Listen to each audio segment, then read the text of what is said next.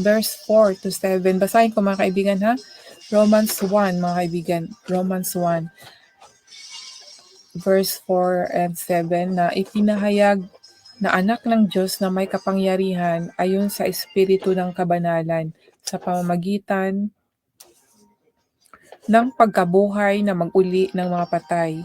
Sa makatuwid bagay si Hesukristo na Panginoon natin, na sa pamamagitan niya ay tinanggap natin ang biyaya at pagka-apostol.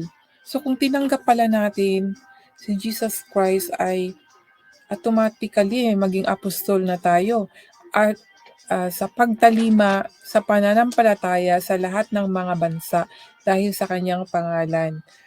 Sa mga ito, kayo naman ay tinawag kay Hesukristo.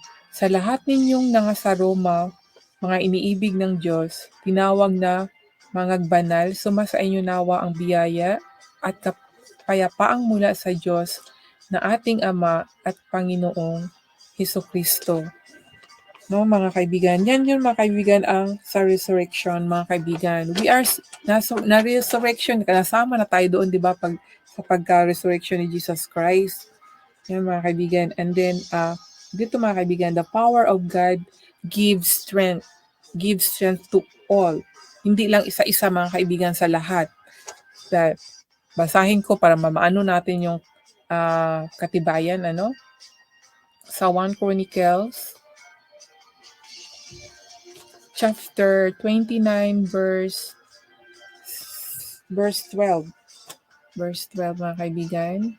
Itong kalakasan mga kaibigan. Bibigyan tayo ng lakas. At actually ang dami Ang daming mga verses about sa lakas. Sinabi dito ang mga kayamanan at gayon din ang karangalan ay nangagmumula sa iyo, at ikaw ang nagpupuno sa lahat. At nasa iyong kamay ang kapangyarihan ng kalakasan.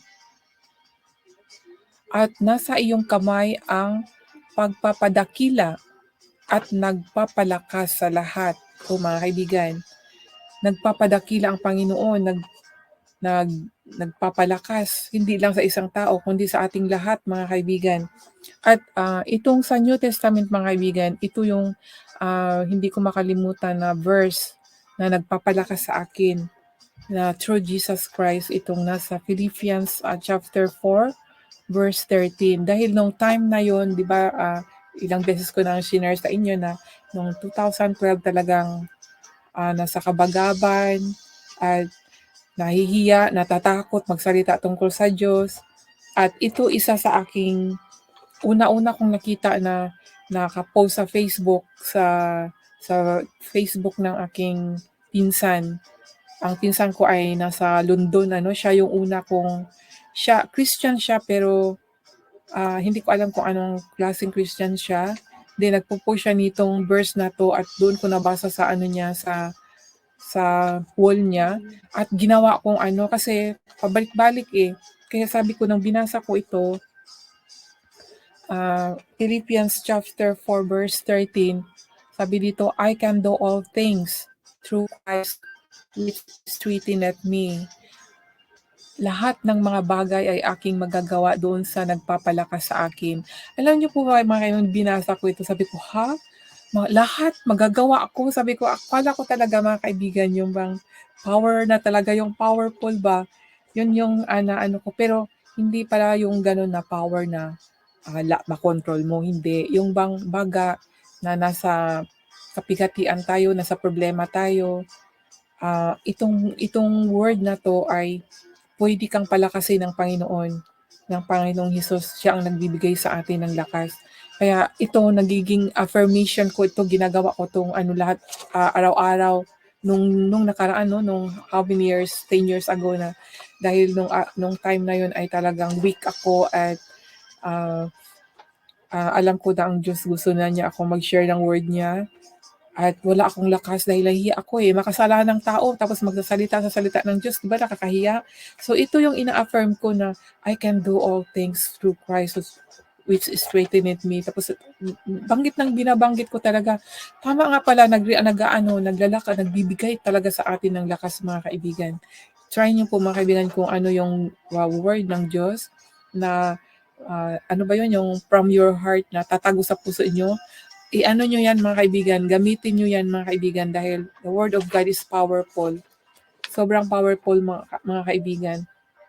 At hindi po ako magsasalita hanggang ngayong taon na to kung hindi po nangyayari sa buhay ko. Kahit nga nanghihina ako minsan, pero pag magdasal ka pala talaga sa taimtim, na minsan hindi siya magic nga agad-agad na ibibigay. Nagkakaroon pa lang ng lakas, at minsan babalik na naman yung panghihina mo. Pagdasal mo pa rin, yung bang i-ano mo talaga, yung bang i-voice out mo na, Lord, ayaw ko ng ganyan. Kung ayaw mo talaga, ha, alisin mo to, Lord, yung mga ganon. Talagang mawawala, mga kaibigan. Ma-amaze na lang talaga. Ako nga, nakapaka-amazing naman nito si Lord. Napaka-amazing. Lord, nasaan ka ba, Lord? Di ba sinabi, God is everywhere?